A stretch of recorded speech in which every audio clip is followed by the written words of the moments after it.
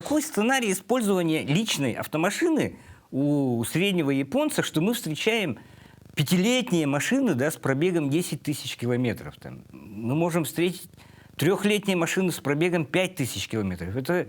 Они что, раз в год торжественно выезжают там, с фанфарами на своей машине или как?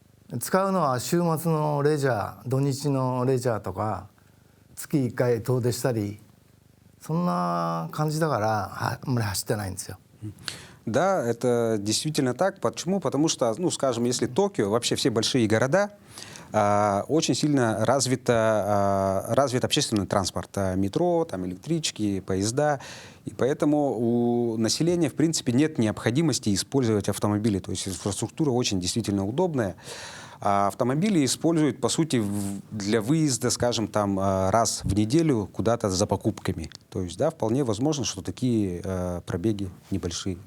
Это реальный сценарий. Вернемся опять же к мегаполисам. Да? Япония выдала на гора и такое явление, как кейкар. Да? Это вроде бы полноценный автомобиль, но достаточно урезанный по габаритам, по мощностям, да? Кейкар.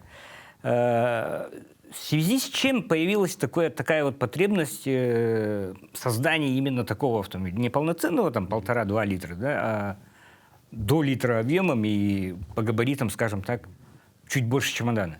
軽自動車は税金が安いですよ、まずね。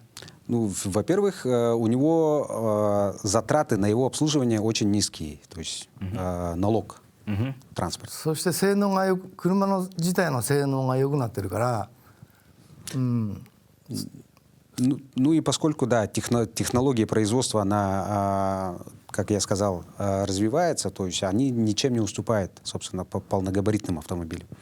でボディサイズももう広くなってるのね、中も昔の軽と違って。